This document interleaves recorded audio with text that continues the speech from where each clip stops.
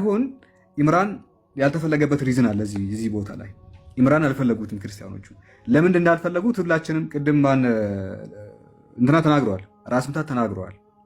ሁሱ የሚያወራበት መንገድ ሁላችንም እናውቃለን። በጣም አክብሮ ነው የሚያወራው። ሪስፔክትፉል በሆነ ወይ ነው የሚያወራው። ማለት ጀስት ኡስታዝ ነው። ከመቀመጫ የተነሳ አንድም ንግግር አይናገርም። የሚያናዳቸውን የሚያበሽቃቸውን ነገር አያወራም። ልክ የሃይማኖት አባት እንደሚያወራው ነው የሚያወራው። በስርዓት ነው የሚያወራው። የሃይማኖት አባቶች የሚያወሩበት መንገድ አለ። በዛ መንገድ ነው አክብሮ የሚያወራው። ያኛው እናትን እንዲህ ላርጋት ነው የሚለው። ሊትራሊ እናትን እንዲያርገ እንደዚህ ላርጋት ብሎ የሚናገር ስዳደግ ባለጌ ነው። ስለዚህ ልክ ልኩን ሊነግረው ሊያስገባው የሚችለው ኢምራን ነው። ይሄ ደግሞ ከሙስሊሞችም ከክርስቲያኖችም አልጠፋም። በነገራችን ላይ ሁለታችንም የምናውቀው አንድ እውነታ ቢኖር ኢምራን ያልፈለጉበት ሪዝን ኢምራን ልክ ልካቸውን ስለሚነግራቸው ነው። መጽሐፍቶቻቸውን ከፍቶ ልክ ልካቸውን ማለት ነው። ሁለታችንም ሙስሊሞችም ክርስቲያኖችም ይህን እውነታ ጠንቅቀን እናውቃለን። እፎይ ኢምራንን ያልፈለገበት ሪዝን ባለፈው እንዳደረገው ስለሚያደርገው ነው። ተመልሶ ሁሱን ደግሞ ይፈልገዋል። ለምን የሚፈልገው? ስለማይሳደብ ነው። ከዚህ በፊት ሲገናኙ ማለት ነው። ከዚህ በፊት ሲገናኙ የተፈጠረውን ነገር አይታችኋል። ሁሱና እፎይ ተገናኙ። ከዛስ ያኛው እንዴት ነው የሚያወራው? ይሄ እንዴት ነው የሚያወራው? ቪዲዮ ከፍቼ ላሳያችሁ። ሲገናኙ ማለት ነው የተፈጠረው ነገር ይሄ ነበረ። እቺ ማታ ነገም ድጋሜ ብዙ ሰው ስለሚመጣ አሳያለሁ። ከዚህ በፊት ተገናኙ ሁለቱ። ነገር ግን የሚያወሩበት መንገድ አልጣጣም አለ። ጋይስ ሙስሊሞችም ክርስቲያኖችን በደንብ ስሙ።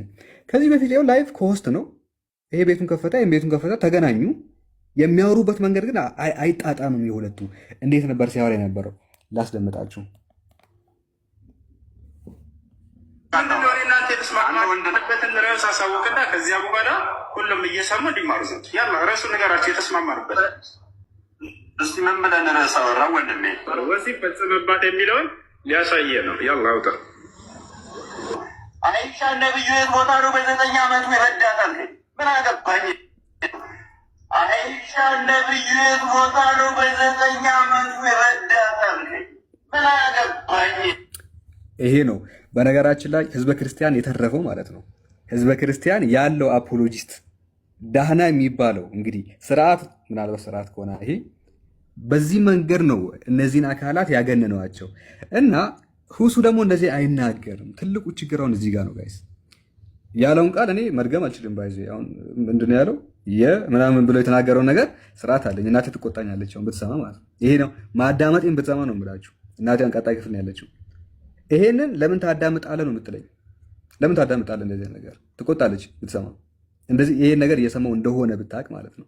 ማውራቱን እኮ አይደለም ማውራቱን አይደለም መስማቱ ራሱ ትቆጣኛለች። ወላሂ አላህ ምስክሬ ነው። እና ከ18 ዓመት በታች የሆነ ጆሮአችሁን ያዙ። እና በቃ ሁሱ ደግሞ ይሄን መጠቀም አይችልም። እናትን እንዲህ ላድርጋት አይችልም። መጥፎ ነገር ከአንደበቱ አይወጣም።